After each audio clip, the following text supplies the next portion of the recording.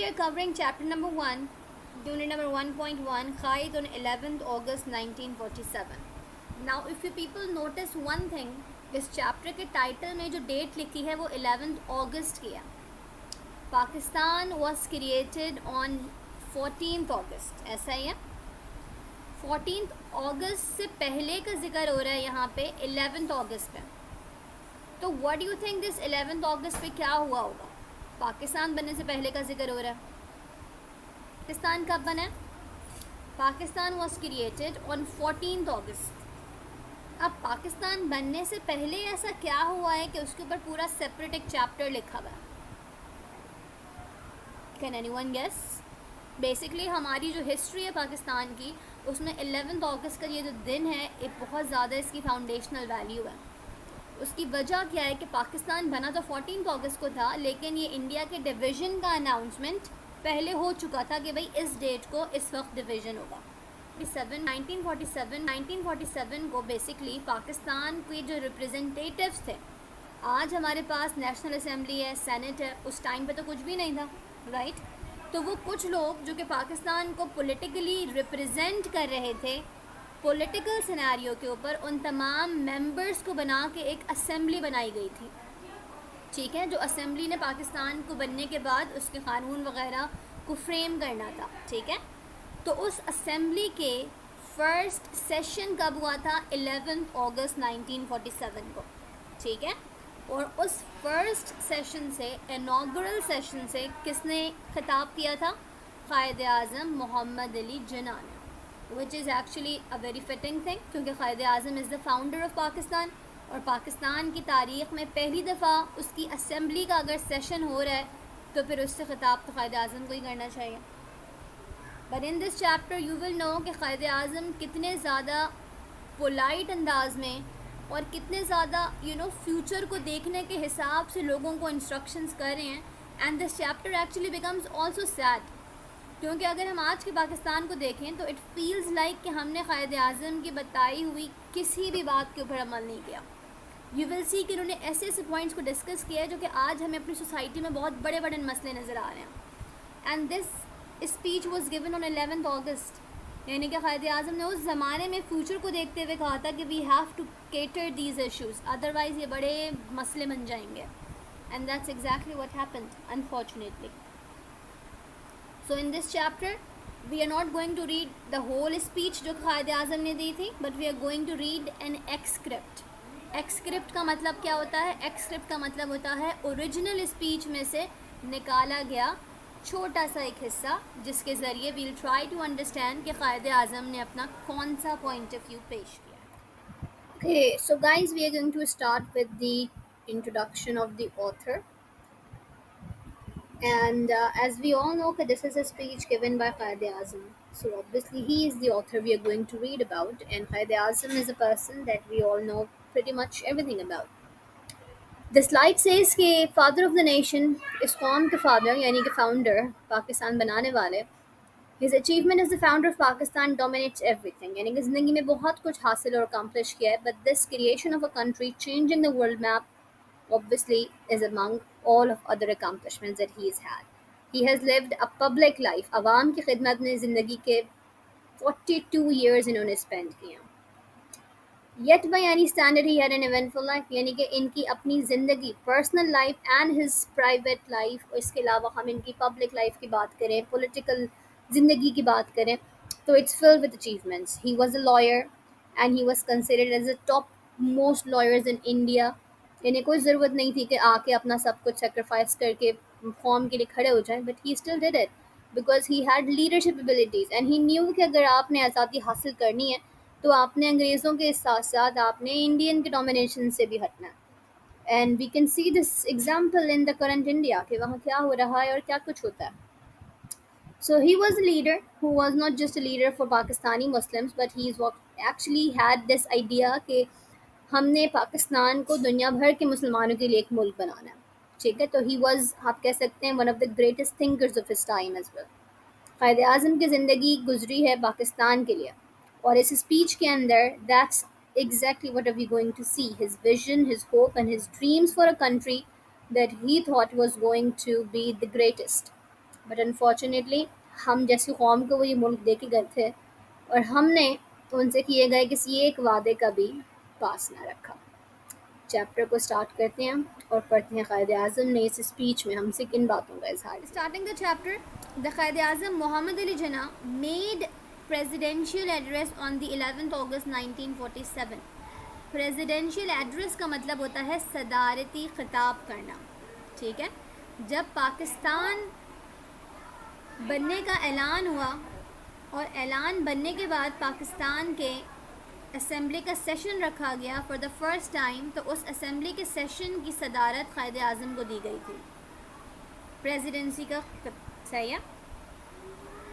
تو قائد اعظم نے as a president of that assembly, جو کہ پاکستان کی اسمبلی تھی, پاکستان کے پولیٹیکل ریپرزنٹیٹیوز بیٹھے ہوئے تھے, اس اسمبلی کا جو انوگرل سیشن تھا اس سے پریزیڈنشیل ایڈریس اس لیے کیا کیونکہ ان کو پریزیڈنٹ کا درجہ دیا گیا تھا اس اسمبلی کے پریزیڈنٹ کا, ورنہ پاکستان کے تو قائد اعظم گورنر جنرل تھے, ٹھیک ہے ایوری ون, اور وہ بھی 14 اگست کو بنے تھے.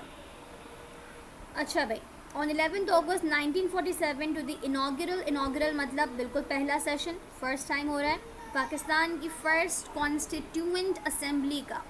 کانسٹیٹیوئنٹ کا مطلب ہوتا ہے قانونی. آج ہم پاکستان کی اسمبلی کو کیا بولتے ہیں؟ نیشنل اسمبلی, قومی اسمبلی کہتے ہیں, رائٹ, کیونکہ پاکستان میں قانون آ چکا ہے, سب کچھ بن چکا ہے. تو کانسٹیٹیوئنٹ اسمبلی کیوں کہہ رہے ہیں ہم اس پرانی والی کو؟ بیکاز اس وقت پاکستان کے پاس کوئی کانسٹیٹیوشن موجود نہیں تھا, اور اس اسمبلی بننے کا جو one of the basic reasons تھا وہ کیا تھا کہ آپ نے پاکستان کا کانسٹیٹیوشن بنانا ہے. کیونکہ آپ کو پتہ ہے جب تک کانسٹیٹیوشن نہیں بنا تھا پاکستان کا, پاکستان آزاد ہو کر بھی برطانیہ کے راج کے اندر تھا, یعنی کہ برٹش ایمپرر کے نیچے ہی, انڈر ہی آتا تھا, کیونکہ آپ کا اپنا آزاد قانون نہیں تھا. اور وہ بھی کب تک بنا, جا کے فائنل شکل اس کی 1971 میں آئی ہے, 47 میں آزاد ہونے کے بعد, تب جا کے ہم کہیں صحیح معنی میں آزاد ہوئے ہیں. And that's why Quaid Azam created this assembly, تاکہ آپ کانسٹیٹیوشن بنائیں. اسی لیے اس کا کیا نام ہم بول رہے ہیں, کانسٹیٹیوئنٹ اسمبلی, یا پھر you can call it Pakistan کی پہلی قانون ساز اسمبلی, ٹھیک ہے ایوری ون. اب اس اسپیچ کے بارے میں کہہ رہے ہیں کہ that was one of the most consequential assertions in the history of South Asia. Consequential assertions کا مطلب ہے ایسی چیزیں جو کہ تاریخ میں بہت اہمیت کی حامل ہوں. تو ساؤتھ ایشیا کی جو ہسٹری ہے بیسکلی, اس کی تاریخ اگر ہم پڑھیں تو یہ اس خطاب کے بعد پاکستان کا بننا, دنیا کے میپ کو چینج ہونا, پاکستان کے لیے جو ان کا ویژن تھا, اس تمام نے جو ساؤتھ ایشیا کی ہسٹری چلتی چلی جا رہی تھی صدیوں سے, اس کو کمپلیٹلی ٹرن کر کے دوسرے روٹ پہ لے کے آ گئے, ٹھیک ہے. تو کانسیکوینشل ایزرشنز کا مطلب ایک ایسا اسٹیپ تھا قائد اعظم کا یہ, جس کی وجہ سے تاریخ نے ایک نئی شکل لے لی. Clear every one. اسرٹ کرنے کا مطلب ہوتا ہے زور دینا, اور کانسیکوینشل نکلا ہے کانسیکوینسز سے, جس کا مطلب ہے ایسے ایفیکٹ, ایسے آپ زور دیں باتوں پہ جو کہ چینج کر دیں دوسری چیزوں کو, بہت امپیکٹفل ہوں. دس ہسٹورک اسپیچ ٹیسٹیفائز. اب ٹیسٹیفائز کا ورڈ ہمارے پاس ایک نیا ورڈ آ گیا ہے. ٹیسٹیفائی کا مطلب ہوتا ہے گواہی دینا. تو یہ اسپیچ سن لیں اگر, تو وی کین کمپلیٹلی انڈرسٹینڈ کہ قائد اعظم کی یہ اسپیچ کس بات کی گواہی دے رہی ہے کہ قائد اعظم کا پاکستان کے لیے ویژن کیا تھا. ویژن کا مطلب ہے انہوں نے پاکستان کے لیے سوچا کیا تھا, کہ یہ ملک ہم بنا کیوں رہے ہیں, یہ ہم کس کے لیے ملک بنا رہے ہیں, واٹس دا پرپز. یہ اسپیچ اس تمام باتوں کو کور کرتی ہے. اس کے علاوہ قائد اعظم نے اس اسپیچ میں یہ بھی ذکر کیا ہے کہ حضرت محمد صلی اللہ علیہ وسلم ہمارے آخری نبی ہیں, اور ہم مسلمان ملک بنا رہے ہیں, ظاہر سی بات ہے, اور ان کی ٹیچنگز پہ عمل کرنا ہمارے لیے بہت زیادہ ضروری ہے. Clear every one. اب اسپیسیفکلی قائد اعظم کی اس اسپیچ کے اندر جنہوں نے رسول اللہ صلی اللہ علیہ وسلم کی جس اسپیسیفک ٹیچنگ کا ذکر کیا ہے, یا بیسک جو اسلام کی ٹیچنگ ہے وہ کیا ہے, کہ all men are equal in the eyes of God. This is the message of Pakistan as well, کہ پاکستان میں کسی بھی قوم سے تعلق رکھنے والا, کسی بھی مذہب سے تعلق رکھنے والا خدا کی نظر میں برابر ہے. یہ ملک ہر کسی کے لیے ایک جتنا ہی ہے. یہ نہیں کہ اسپیسیفکلی ان کا اتنا حصہ, ان کا اتنا حصہ, ان کا اتنا کم. نو. قائد اعظم کے اکارڈنگ پاکستان بنا جو ہے وہ بنا ہے سب کے لیے. قائد اعظم اپنی تقریر کا آغاز کرتے ہوئے کہہ رہے ہیں I cordially thank you with utmost sincerity. میں تہ دل سے شکر گزار ہوں کہ آپ لوگوں نے مجھے آنر کنفرٹ بخشا ہے، گرانٹ کیا ہے کہ میں آج اس اسمبلی سے خطاب کروں. I sincerely hope that with your support and cooperation ہم اس اسمبلی کو ایک ایگزامپل بنائیں گے آنے والی دنیا کے لیے، یعنی کہ ایک ایسی دنیا that would remember کہ اس اسمبلی نے کتنا زبردست اور کتنا بہترین کام کیا ہے پاکستان کی ترقی اور آزادی کے لیے. Moving ahead in the chapter, Qaid-e-Azam is now mentioning the two functions of this assembly. He's saying the Constituent Assembly has got two main functions to perform. First is the very wondrous and responsible task. پہلا function بہت مشکل ہے اور wondrous یعنی کہ it requires a lot of effort, a lot of responsibility, a lot of focus. کیوں؟ Because it's the task of framing our future constitution. یہ task ہے ہمارے future constitution کو بنانے کا. Constitution basically covers every single aspect of a country. اس کے administrative machinery سے لے کے elections کا setup, education, health, what not, everything is included. So ظاہر ہے you have to create that from the scratch. So it's a very wondrous task.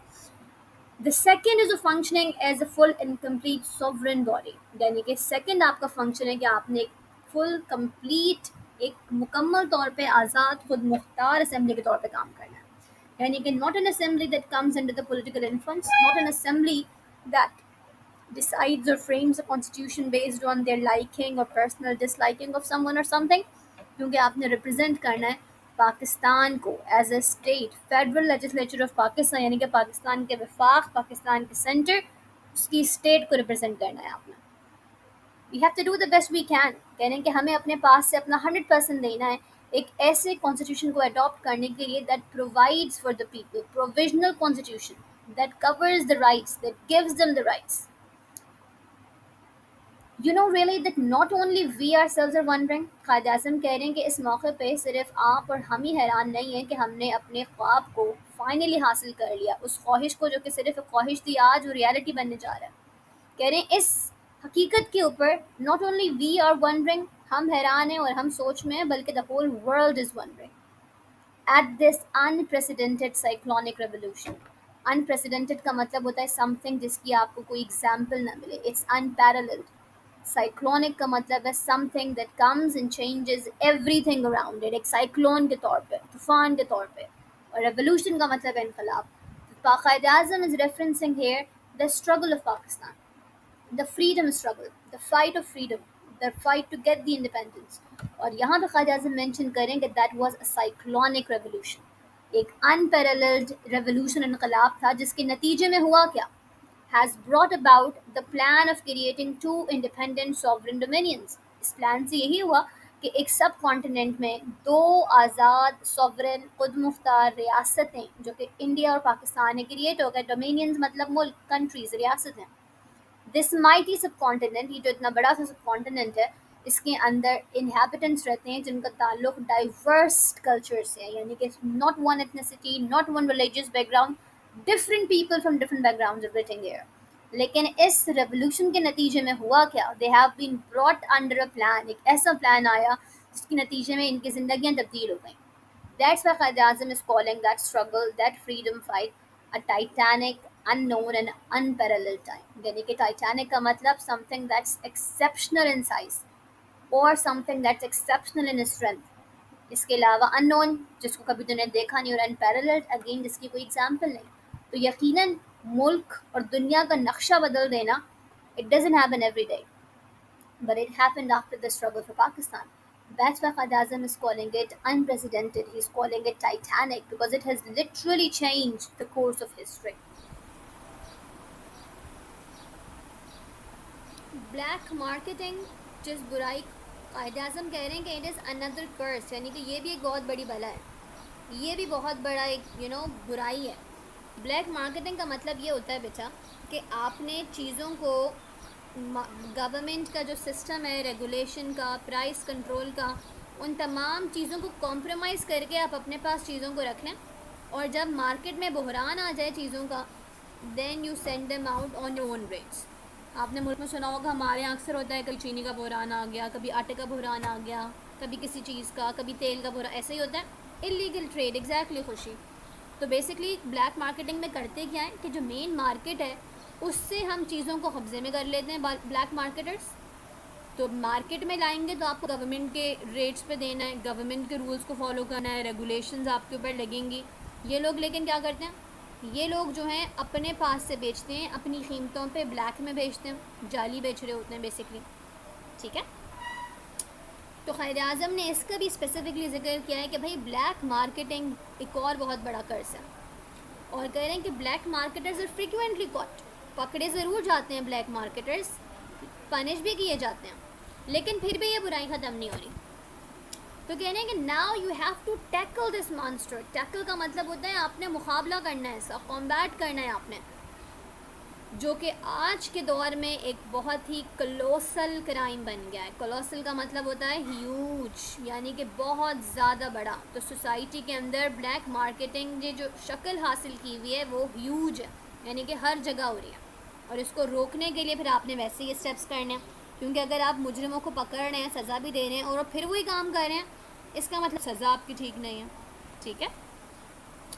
I think they ought to be very severely punish. यही बात क़ायद आज़म कर रहे हैं कि इनको पकड़ने के बाद सीवियरली पनिश करना है, इनको बहुत सख्त सज़ाएँ देनी है, बिकॉज दे अंडरमाइन का मतलब है कि जब आप कॉम्प्रोमाइज़ कर दें, जब आप किसी चीज़ को खातिर में लेके ना आएँ, तो जो पूरा सिस्टम आपने सोसाइटी में बनाया है कंट्रोल का, रेगुलेशन का, प्राइस की कंट्रोल का, क्वालिटी का, कि भाई आप स्टैंडर्ड्स के मुताबिक चीज़ें बनाएं, उन तमाम चीज़ों को ये लोग कॉम्प्रोमाइज़ कर देते हैं, क्योंकि कहीं इनके ऊपर पाबंदी नहीं लगती, कहीं ये लोग चेक ही नहीं करवाते।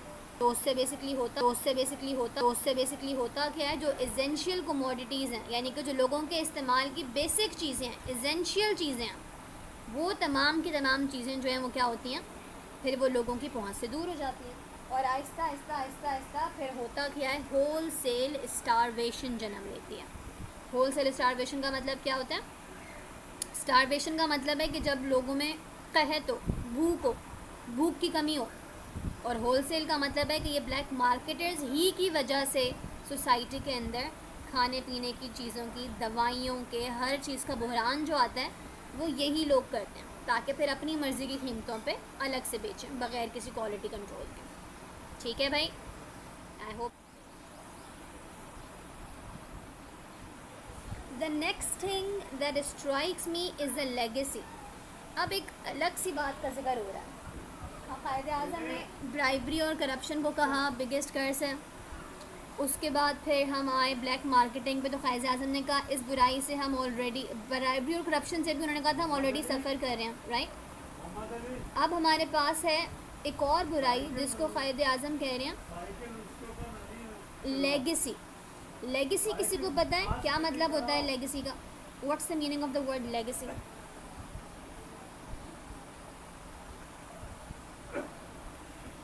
हम कहते हैं कि भाई इन्हें अपने पेरेंट्स की लेगेसी में से ये मिला या वो मिला, क्या मतलब होता है इस बात का? स्ट्राइक्स का मतलब क़ायद आज़म कह रहे हैं जो बात मुझे परेशान करती है, जिसकी प्रेजेंस मुझे सुकून नहीं दे रही है। लेगेसी का मतलब सिंपल वर्ड्स में हम डिफ़ाइन कर सकते हैं कोई ऐसी चीज़ जो कि आपको विरसे में मिलती है, इनहेरिटेंस में मिलती है, यानी कि जो कि लॉन्ग लास्टिंग, नस्ल दर नस्ल, जनरेशन टू जनरेशन चली आ रही है। तो कह रहे हैं कि ये नेक्स्ट जो बुराई है वो एक लेगेसी है जो कि हम सदियों से करते चले आ रहे हैं, along with many other things good and bad. कह रहे हैं कि जो हमें अपनी इनहेरिटेंस में मिलता है, जो हमें जनरेशन टू जनरेशन चीज़ें मिलती हैं, उसमें बहुत अच्छी भी होती हैं, बहुत बुरी भी होती हैं, लेकिन ये एक बहुत बड़ा ईविल है, बहुत बड़ी बुराई है जो हमारे अंदर शामिल हुई है। अब ये कौन सी बुराई है भाई? The evil of nepotism and जॉबरी। ठीक है एवरीवन। अब ये नेपोटिज्म का मतलब क्या है? नेपोटिज्म को हम सिंपल वर्ड्स में कह सकते हैं फेवरिज्म। फेवरिज्म क्या होता है भाई? कि टीम में 12 खिलाड़ियों को खेलना है, लेकिन आप जो हैं वो अपनी मर्ज़ी के 10 खिलाड़ी खिला रहे हैं और एक खिलाड़ी मेरिट के ऊपर खिलाएं। ठीक है। हमारे यहाँ CSS के एग्ज़ाम्स होते हैं गवर्नमेंट पोस्टिंग के लिए। अब आप उन सबको अंडरमाइन करते हैं और आप अपनी मर्ज़ी के चीज़ें खिला, अपने मर्ज़ी के लोगों को कराते हैं, उसको हम क्या बोलेंगे? उसको हम बोलेंगे नेपोटिज्म। तो नेपोटिज्म में क्या होता है कि हम अपनी पसंद के लोगों को, जो कि यूजुअली आपके जान पहचान के लोग होते हैं, हम उन्हें फेवर दे रहे होते हैं, अनफेयर यूज़ ऑफ पावर। اور جابری کا مطلب کیا ہے؟ جابری کا مطلب ہے اسپیسیفکلی جو گورنمنٹ کے آفیسرز ہوتے ہیں جن کو ہم سول سرونٹس بولتے ہیں، وہ اپنی پوسٹ کو استعمال کر کے غلط کاموں میں مصروف ہو جائیں. اب چاہے پھر وہ کرپشن ہو، یا پھر وہ بیمانی ہو، یا پھر وہ کسی کی حق تلفی ہو، اس چیز کو ہم کہتے ہیں جابری. تو قائد اعظم کہہ رہے ہیں کہ یہ ایسی برائیاں ہیں جو کہ ہمیں جنریشن ٹو جنریشن چلتی چلی جا رہی ہیں. ان کو روکنے کے بجائے ہم اس میں اور شامل ہوتے جا رہے ہیں. اسی لیے ہی سینگ دس ایول، اس برائی کو مسٹ بی کرشڈ. کرشڈ کا مطلب کیا ہے؟ کرشڈ کا مطلب ہے اسے مکمل طور پہ تباہ کر کے ہمیں ختم کر دینا ہے، ٹکڑے ٹکڑے کر کے بگاڑ دینا ہے. صحیح ہے. اور ریلنٹلیسلی کا مطلب روکے بغیر، یعنی کہ جہاں نظر آئی یہ برائی ہمیں اس کے خلاف ایکشن لینا ہر وقت ہر صورت میں. I want to make it quite clear. اپنے بارے میں قائد اعظم کہہ رہے ہیں کہ میں ایک بات سب کو واضح طور پہ بتا دوں، I shall never tolerate any kind of jobbery اور نیپوٹزم اور اینی انفلوئنس. کہنے کہ میں کبھی برداشت نہیں کروں گا اگر میرے اوپر یہ زور ڈالا جائے کہ میں نیپوٹزم کے ذریعے کسی مرضی کے لوگوں کو لگا دوں، یا کیونکہ آپ نے میرے ساتھ وہاں کام کیا تو میں آپ کے بیٹے کو اب یہاں پہ لگا دوں. کہہ رہے ہیں اگر آپ ڈائریکٹلی بھی میرے اوپر انفلوئنس کرنے کی کوشش کریں گے یا انڈائریکٹلی بھی پریشر ڈالیں گے انڈائریکٹلی، میں کبھی اس کو برداشت نہیں کروں گا. اور آج ہمارے سیاستدان کیسے ہیں بیٹا؟ ایگزیکٹلی یہی کام کر رہے ہیں.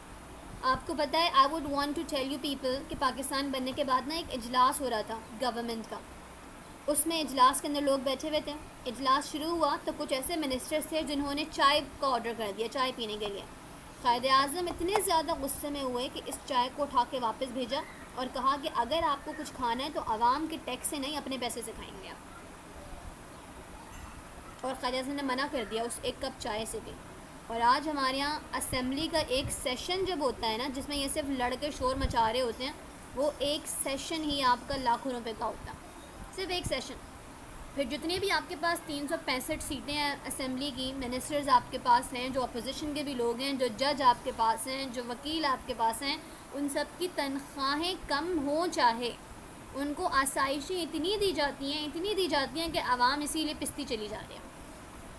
اینڈ قائد اعظم کا ویژن کیا تھا، اور اب 2024 میں ہم کہاں کھڑے ہیں؟ ویژن کے نزدیک کیا، ویژن سے بہت دور جا چکے ہیں unfortunately, but that's the reality. I won't be commenting on something that's so controversial, Tahami. It could be your opinion, but not everyone would agree with you.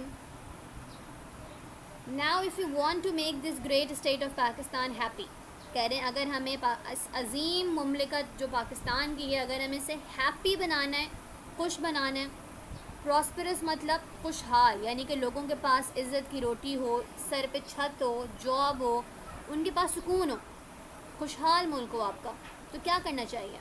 We should wholly and solely. Wholly کا مطلب مکمل طور پہ، اور solely کا مطلب واحد طور پہ ہمیں کیا کرنا ہے؟ ہمیں کنسنٹریٹ کرنا ہے صرف ایک چیز پہ، اور وہ کیا چیز ہے؟ Well being of the people, عام عوام کی ویل بینگ. ویل بینگ کا مطلب کیا ہو سکتا ہے بھائی؟ اب ویل کا مطلب ہے اچھا ہونا، یہاں ویل لکھا ہوا ہے بینگ کے ساتھ. تو ویل بینگ کا مطلب لوگوں کے کس چیز کا خیال رکھنا ہے ہمیں. اگر پاکستان کو خوشحال بنانا ہے، عظیم ملک بنانا ہے، تو ہمیں لوگوں کی ویلفیئر کا خیال رکھنا ہے. ویلفیئر کا مطلب ہے وہ ہیلدی ہوں، وہ ہیپی ہوں، ان کے پاس لائف کوالٹی بیٹر ہو، اور وہ سکون کی زندگی گزار رہے ہوں. دس از ویل بینگ. ٹھیک ہے. تو جب تک ہم اس پہ فوکس نہیں کریں گے، آپ کو کبھی پاکستان ایک عظیم ملک بنتا ہوا نظر نہیں آئے گا. اوپر ایک اور ورڈ یوز ہوا ہے پراسپرس. پراسپرس کا مطلب ہوتا ہے اچھے سے رہنا، بہت زبردست اچھی سی زندگی گزارنا. Healthy, better, comfortable, doing well آپ سمپلی کہہ سکتے ہیں. اوکے بھائی، لیکن یہاں پہ ایک اور بات ہے، specially of the masses and the poor. یعنی کہ میسز کا مطلب ہوتا ہے یہ نہیں کہ ہم نے صرف ایک خاص لوگوں کو چن لیا کہ چلو بھائی ان کی ہم ویل بینگ کو بیٹر کریں، یا پھر اس علاقے کے لوگوں پہ کام ہو. کہہ رہے ہیں ہر کسی کے اوپر، اسپیشلی غریب عوام کو سب سے زیادہ پرواہ آپ نے کرنی ہے. If you will work in cooperation, کہہ رہے ہیں کہ اگر اس اسمبلی میں بیٹھے تمام لوگ کوآپریشن سے کام کریں. فارگیٹنگ دا پاسٹ، اپنے ماضی کو بھلا کے. burying the hatchet. burying the hatchet آپ کے پاس ایک ایڈیم ہے. burying the hatchet ایڈیم کا مطلب کیا ہوتا ہے؟ اس کا مطلب ہوتا ہے آپ کے جتنے بھی ڈس ایگریمنٹس ہیں، آپ کے بیچ میں بہت ناراضگی ہو سکتی ہے، لیکن آپ اس تمام ناراضگی کے ساتھ کیا کریں، ان ڈس ایگریمنٹس کو کیا کریں، آپ انہیں بھول کے آگے بڑھیں. burying the hatchet, you forget whatever bad happened between you، اور آپ اب سب کچھ بھلا کے آگے بڑھیں. ٹھیک ہے.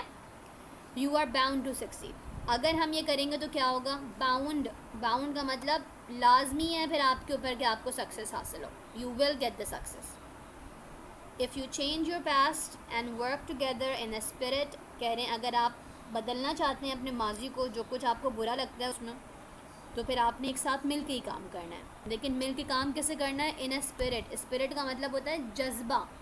آپ میں ول پاور کیا ہونی چاہیے کہ ایوری ون آف یو، آپ میں ہر کوئی، چاہے وہ کسی بھی کمیونٹی کا ہو، کسی بھی کلر کا ہو، کسی بھی ذات کا ہو، کسی بھی کاسٹ کا ہو، کسی بھی قوم کا ہو، سب سے پہلے وہ کون ہے، وہ پاکستانی ہے. سب سے آخر میں کون ہے، وہ پاکستانی ہے. اس کے علاوہ آپ نے کوئی کویشچن نہیں کرنا. ملک کا ہر شہری ایکول رائٹس رکھتا ہے، چاہے وہ کسی بھی ریلیجن کو فالو کرے، کسی بھی قوم سے تعلق رکھتا ہو. اس کے پریولیجز یعنی کہ جو اس سے اپرچونیٹیز ملنی ہیں وہ بھی ایکول ہوں گی، اور آبلیگیشنز جو اس کی ذمہ داریاں ہیں وہ بھی ایکول ہیں. ہم کسی کو بھی کسی سے کم یا کسی سے زیادہ نہیں کہہ سکتے. We should begin to work in that spirit. ہمیں اسی اسپرٹ، اسی جذبے کے ساتھ کام کرنا اسٹارٹ کرنا ہے. And in course of time, اور وقت کے ساتھ ساتھ کیا ہوگا، all the singularities of majority and minority community. یہاں پہ آپ کے پاس کچھ مسنگ ہے بیچ میں سینٹنس، اس میں آپ نے لکھنا کیا ہے، and all of in course of time all these singularities of majority and minority communities will be gone. یعنی کہ جو مصیبتیں، جو پریشانیاں آپ کی میجورٹی کو ہیں یا مائنورٹیز کو ہیں، اگر ہم اس اسپرٹ کے ساتھ کام کریں تو پھر کیا ہوگا، تو پھر وہ تمام مسئلے الٹیمیٹلی ختم ہو ہی جانے ہیں. لیکن وہ اسپرٹ کیا ہے کہ ہر کوئی پہلے اور آخر اور بیچ میں پاکستانی ہے، اس کے علاوہ اور کوئی بھی نہیں ہے. Clear everyone? رائٹ.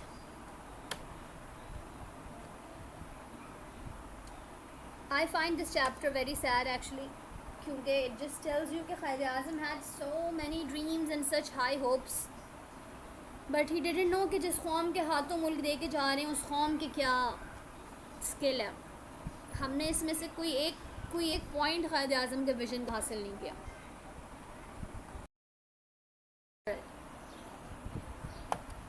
اب یہ پیراگراف اسٹارٹ ہی کیسے ہو رہا ہے، نو پاور کین ہولڈ اندر نیشن ان سبجیکشن. یعنی کہ دنیا میں وہ کہہ رہے ہیں سبجیکشن کا مطلب ہوتا ہے کہ اپنے انڈر بنا کے رکھنا. کرپشن کا آئرن ہینڈز تھا اور بلیک مارکیٹنگ کا سیویئر تھا. چلو ایسا کرتے ہیں کہ جلدی سے اس کو دیکھ لیتے ہیں تاکہ نظر آ جائے. دیکھو یہاں پہ ہے یہ آپ کے پاس، that's right. Thank you for identifying it Tania. میں اس کو کریکٹ کر لیتی ہوں، ٹھیک ہے. Thank you for identifying it بیٹا. اچھا بھائی اب یہاں پہ آ جائیں. No power on earth can hold اندر ان سبجیکشن. سبجیکشن کا مطلب کیا ہے، سبجیکشن کا مطلب ہے اپنے اوپر کسی کو حاوی کر لینا یا کوئی آ کے آپ کو اپنا غلام بنا لے. What does that mean? It means کہ آپ کسی ملک کو یا آپ کسی پرسن کو اپنے انڈر کنٹرول لے کے آ جائیں. یعنی کہ کولونیلزم کیا تھا، انگریز آپ کے ملک میں آ کے بیٹھ گئے تھے اور وہ آپ کو کنٹرول کر رہے تھے. That was the subjection. کہہ رہے ہیں کہ اگر آپ کے اندر یونٹی ہے، اگر آپ اس اسپرٹ سے کام کر رہے ہیں کہ آپ سب پاکستانی ہیں اور آگے کچھ میٹر نہیں کرتا، تو پھر دنیا کی کوئی طاقت آپ کو اپنے انڈر سبجیکشن لے کے نہیں آ سکتی. لیکن اگر آپ کچھ فرقہ واریت میں پڑے رہیں گے، گروپس بنائے بیٹھے رہیں گے، تو پھر آپ اپنے آپ کو خود ہی ختم کر لیں گے. کوئی اور آ کے کیا ختم کرے. Therefore اسی لیے we must learn a lesson. ہمیں کیا لیسن لرن کرنا ہے؟ You are free. قائد اعظم کا بہت مشہور کوٹ یہاں پہ آ رہا ہے کہ آپ آزاد ہیں. You are free to go to your temples. اپنے مندر جانے کو آزاد ہیں. To your mosque or to any other place of worship. اپنی مسجدوں کو یا پھر کس ورشپنگ کا پلیس، جو بھی آپ کی عبادت گاہ ہے، آپ وہاں جانے کو کمپلیٹلی آزاد ہیں. آپ کا تعلق ہی میں belong to any religion، کسی بھی مذہب سے ہو، کسی بھی کاسٹ، کسی بھی کریڈ، کسی بھی قوم سے ہو، کسی بھی ذات سے ہو.